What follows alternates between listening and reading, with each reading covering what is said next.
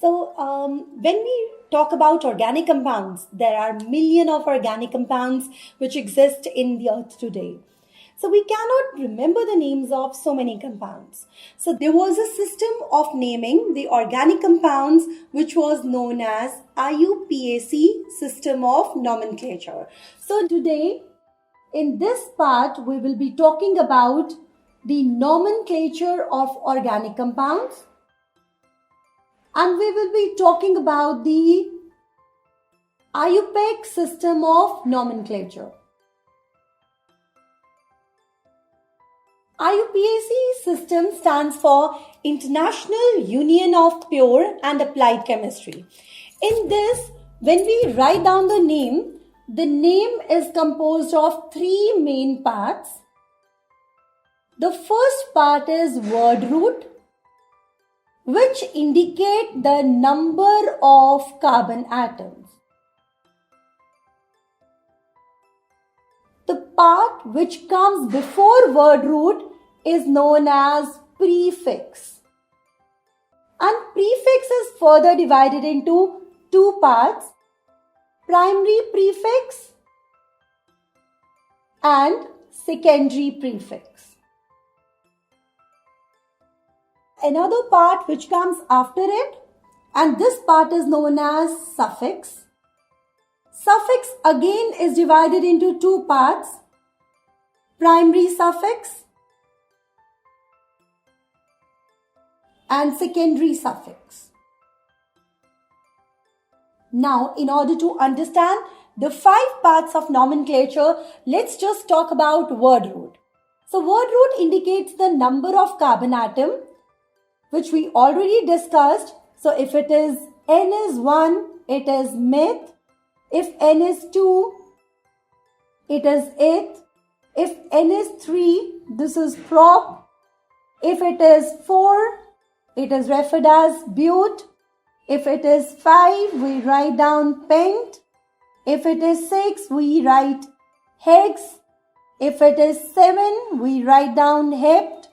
If it is 8, we write down oct. If it is 9, we write down non. And if it is 10, we write down dec. When we talk about primary prefix, we talk about whether the compound is cyclic or not. So if we have a cyclic compound, only then this primary prefix exists. And what needs to be written here is cyclo. So that means primary prefix is written only for cyclic compounds under the name cyclo. But if we talk about secondary prefix, we talk about the substituents, or we may call it as side chains.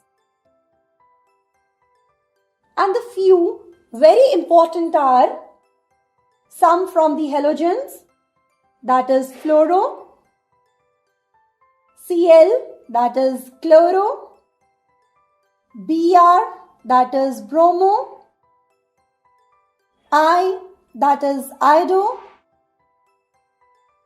CH3. With one carbon atom, it is known as methyl. C2H5 is known as ethyl. This C2H5 can also be written as CH2, CH3, because here 1 and 2, carbon is 2, 2 and 3, 5, so hydrogen is 5. So that means C2H5 sometimes can be split and written as CH2, CH3 also. We talk about primary suffix. In primary suffix, we have either a double bond or a triple bond or a single bond. So if it is a double bond, we write down ene. If it is a triple bond, we write down ein. If it is a single bond, we use the word ane. And these lines are just to show the bonds with how many other atoms it can associate with. And when we talk about secondary suffix, we talk about the various functional groups which we will discuss one by one, but some are OH, which is known as alcohol, and for this alcohol we use the suffix ol. Then we have C double bond O. This C double bond O is known as ketone, and for this we use the suffix on. If it is C double bond OH, we call it as aldehyde, and for aldehyde we use the suffix al. If it is C double bond OH, it is known as carboxylic acid, and for carboxylic acid we write down oic acid and pronounced the same way. If we have an ester, it is C double bond OOR. This implies ester, and for ester we use OATE. So these are the suffix and prefix used along with the word root to give a complete name. But when we use two suffixes together, then the intermittent E of the primary suffix gets dissolved. That means, I'll just give an example. Suppose if we have a compound which is written like CH3, CH2, OH. So here OH stands for alcohol, and alcohol is associated with this carbon, and there are two carbon. For two carbon we get it. Since there is a single bond, we need to write down ane, and then OH we write down ol. But when we need to combine it, this E gets dissolved. So the name will be ethanol. So this E gets dissolved when it is attached with the secondary suffix. How to write down the names? To understand writing down the names according to the IUPAC system, let's take the simplest example. I have a compound with 5 carbon at the straight chain, and there is one branching and one carbon down. Suppose if this is the compound, it needs to be attached with the hydrogens, and hydrogens are put according to the number of bonds, which we already discussed. So if this compound needs to be named, the first step is to select the longest possible chain. So if we take this chain, it will have 5 carbon atoms. If we take this chain 1, 2, 3, 4, 5, then also it will have 5 carbon atoms. So ultimately we will take the chain which is almost a straight chain. The second step is to number the chain. The numbering is done in such a way that the substituent. Now what is the substituent? The group which is left after we have selected the main chain is known as substituent. So that means in this case, the chain which we took it as in the rectangular box, that is known as main chain, and the group which was left is known as substituent. Now the numbering has to be such that this substituent gets the smallest possible number. If I start from here, this substituent will get number 2, and if I start from this place, the substituent will get number 4. But we have to select the chain where it gets the smallest number, and we have to neglect that numbering where it gets a bigger number. Now, what has to be done? The number and the name of substituent has to be written first. So CH3. So let's see, CH3 here is methyl, and this methyl is attached to second carbon. So second is the carbon with which it is attached, a hyphen, and then this group methyl. So we call it as number and name. So that means a number and name of the substituent has to be written. So it comes to be 2-methyl. We don't have a cyclic compound over here. So we need to ignore this word cyclo. Now we come to the number of carbon atoms, that is the word root. It has 5 carbon atoms. So 5 carbon means pent. So here I will write down pent, and then it is all composed of single bonds. So if it was single bond, we get ane. Since it does not have any other secondary suffix, so we will write down the complete word, that is ane. So the IUPAC name becomes 2-methyl pentane. So let's consider some other examples. If I have a compound like this, 1 carbon means 3 hydrogens, 2 bonds, 2 hydrogen, 4 bonds, no hydrogen, 1 bond, 3 hydrogen, 1 bond, 3 hydrogen, 1 bond, 3 hydrogen. Now in this compound, how to select the main chain? So let's just try to count from all sides. This is 1, 2, 3, 4. If we take the other chain, 1, 2, 3, 4. If we take the down one, 1, 2, 3, 4. That means from all sides the number 4 is coming. Thus we will prefer to have the straight chain. Numbering from that side from where the substituent gets the smallest number. So how many substituents are here in this case? There are 2 substituents. So that means if 2 substituents are there and the 2 substituents have to be given the 2 numbers and then the 2 names.